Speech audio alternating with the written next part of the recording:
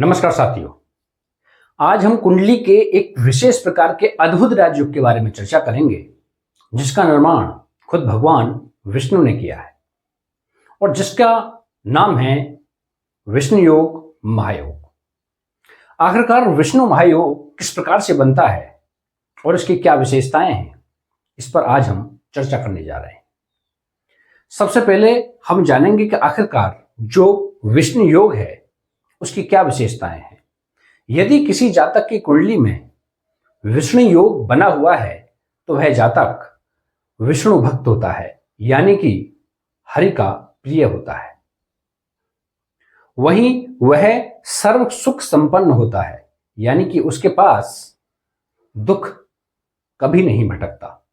वह सभी सुखों को लेकर के पैदा होता है क्योंकि उसका प्रारब्ध बहुत अच्छा होता है। पूर्व जन्म में वह विष्णु भक्त हुआ करता था। इस जन्म में वह अपने भाग्य को साथ लेकर के इस विष्णु योग को लेकर के भगवान के आशीर्वाद के रूप में यह इस पृथ्वी पर उत्पन्न हुआ है।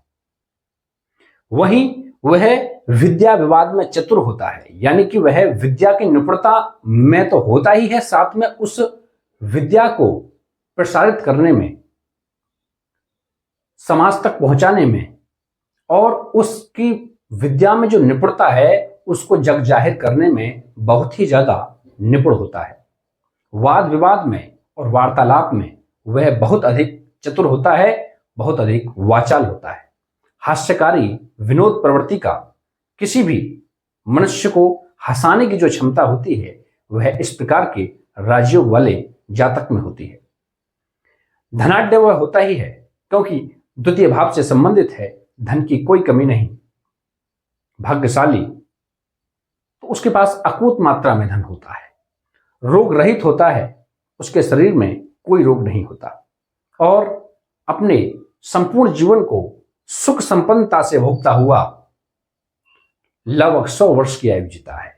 इसलिए जो यह विष्णु योग है इसे सभी योगों में लगभग सर्वश्रेष्ठ पंच महापुरुष योगों में भी इसकी तुलना की गई है। भगवान विष्णु ने अपने जो भक्त जनों हैं उनसे प्रसन्न होकर के इस योग की रचना की है। अब बात आती है कि ये बनता किस प्रकार से है। इसको देखने के लिए हमको लग्न कुंडली और नवमास कुंडली दोनों की आवश्यकता पड़ती है। यहां पर लग्न कुंडली परिलक्षित है लेकिन नवमास कुंडली यहां पर नहीं दी हुई है। आप भली भांति से लग्न कुंडली और नवमास कुंडली को देखना जानते हैं।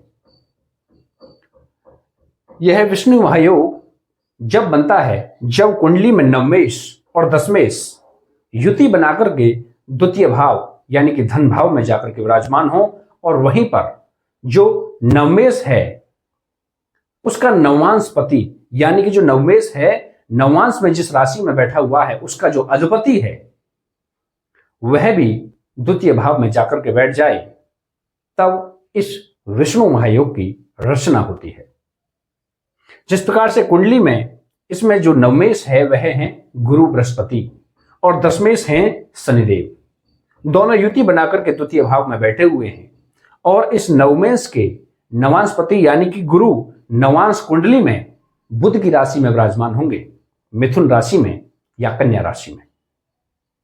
उनके स्वामी जो बुध देव हैं वह द्वितीय भाव में विराजमान हैं और यह बहुत ही अद्भुत राजयोग बना रहे हैं जिसका नाम है विष्णु योग। आप अपनी कुंडली में इसका विश्लेषण करें। यदि आपके पास ऐसी कोई कुंडली प्रस्तुत होती है तो आप उसका फलादेश करें। नमस्कार।